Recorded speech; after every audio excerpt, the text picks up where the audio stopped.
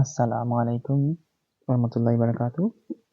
সুপ্রিয় অনার্স পরীক্ষার্থী 2025, আজকে দেখাবো তোমাদেরকে। আমরা বিগত ভিডিওর মধ্যে অনেকগুলো ক্লাস দিয়েছি। এখন দেখাবো তোমাদেরকে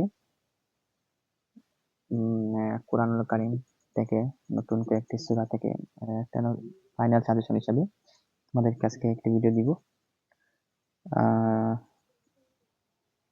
তোমরা যারা অনেকেই কমেন্ট করেছো, তোমাদেরকে এক একটি করে ভিডিও দেওয়ার জন্য তো চেষ্টা করবো। আমি পরীক্ষার আগ মুহূর্তে তোমাদেরকে চেষ্টা করবো এই ভিডিওগুলো দেওয়ার।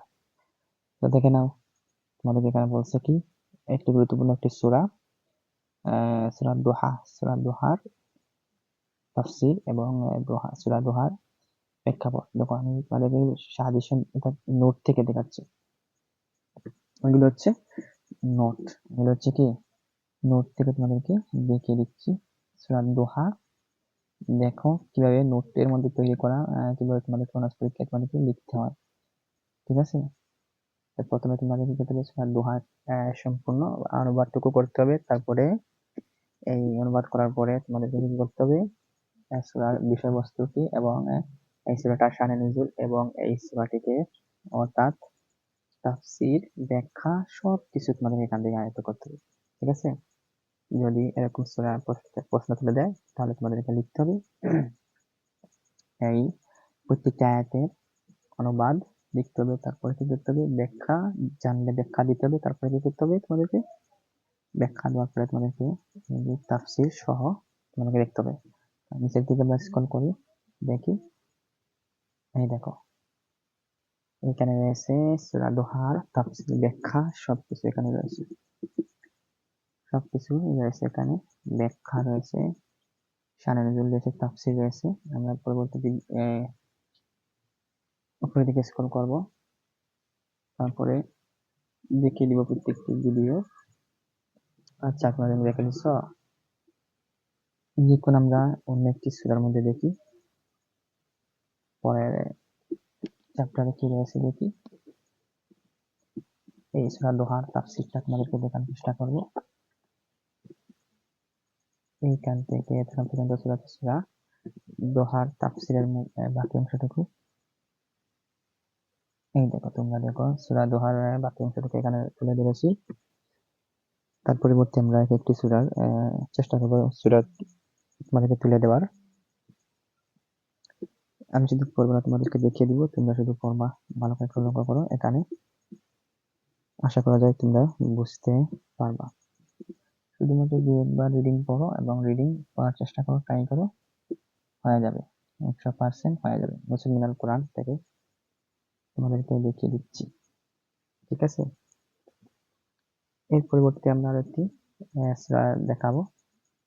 সূরাটি হচ্ছে, এই দেখো, এই সূরা জিলজাল। সূরা হচ্ছে জিলজালের কয়েকটি আয়াত থাকবে। এই আয়াতের অনুবাদ তোমাদেরকে লিখতে হবে। তারপরে কি করতে হবে, বিষয়বস্তু লিখতে হবে। তারপরে গুরুত্ব লিখতে হবে। তারপরে রয়েছে এই ব্যাখ্যাটুকু রয়েছে, তোমাদেরকে তাও লিখতে হবে। একটু মনোযোগ সহকারে ভিডিওটি দেখলেই তোমাদেরকে একটু সলিউশন দেওয়ার চেষ্টা করতে পারি। তাহলে তোমরা ভিডিওটি সম্পূর্ণ দেখো, তারপরে বিষয়টা তোমরা একটু বোঝার ট্রাই করো। তাহলে রয়েছে সূরা জিলজালের অনেক আয়াত, ছোট্ট ছোট্ট আয়াত, তেমন বেশি বড় না। তোমরা দেখে নাও, এখানে ছোট্ট ছোট্ট আয়াতগুলো রয়েছে। এরপরে রয়েছে, এই দেখো, আয়াত শেষ হওয়ার পরে এখানে রয়েছে বিষয়বস্তু, তারপরে গুরুত্ব। তোমরা একটু ভালো করে একটু দেখলেই তোমরা বিষয়টা বুঝতে পারবে। ঠিক আছে, আমরা পরবর্তী স্লাইডে এবার চলে যাব। আমরা দেখি এখানে কি রয়েছে, একটু ভালো করে দেখে নাও,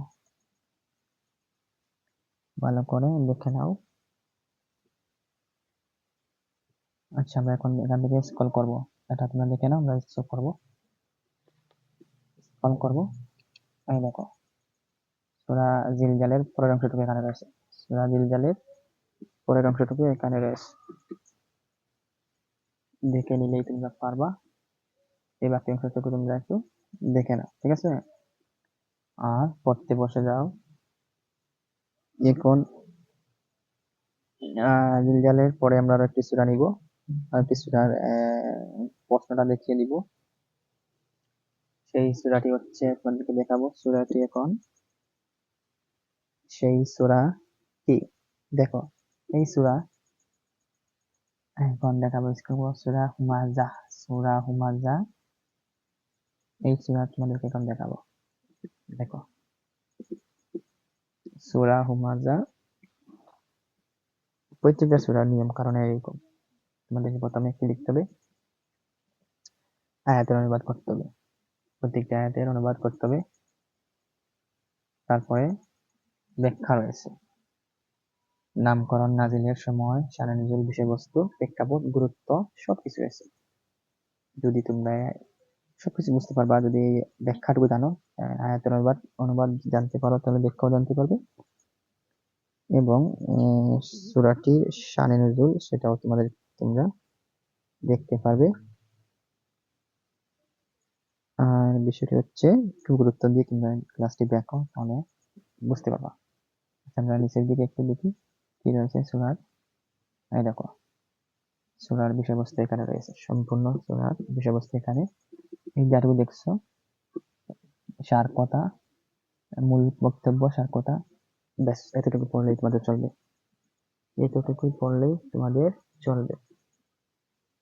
আগে তোমরা একটু লক্ষ্য করো, খেয়াল করলে তোমরা বুঝতে পারবে বিষয়টি কি এখানে রয়েছে।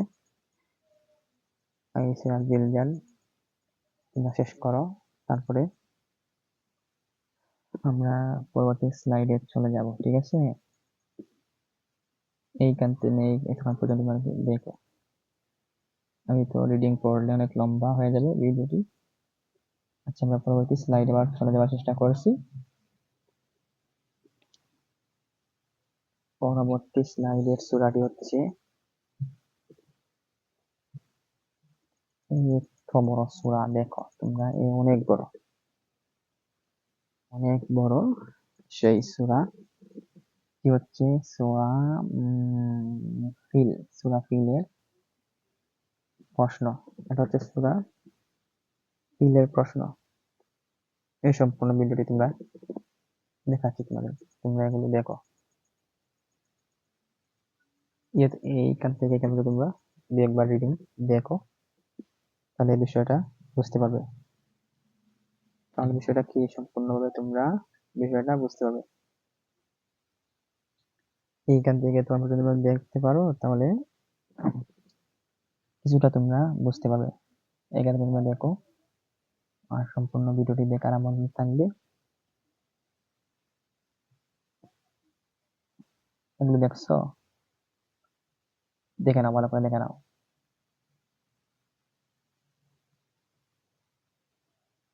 তোমরা সূরা সবকিছু ভালো করে দেখলেই তোমরা বুঝতে পারবে। আচ্ছা,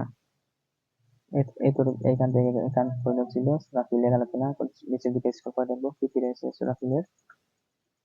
এই দেখো অনেক লম্বা, দেখছো সংক্ষিপ্ত আকারে আব্রাহার ফিল হস্তবাহিনীর ঘটনা। এটা হাতি বাহিনীর সাথে যে ঘটনা ছিল সেটি। সূরা ফিলের তাফসীর, সূরা ফিলের তাফসীর এতটুকু পর্যন্ত ছিল, তোমরা একটু দেখে নাও। এখান থেকে এখান পর্যন্ত তোমরা শুধু রিডিং করো, তাহলে মূল বিষয়টি বক্তব্য তোমরা বুঝতে পারবে, মূল বক্তব্য তোমরা বুঝতে পারবে।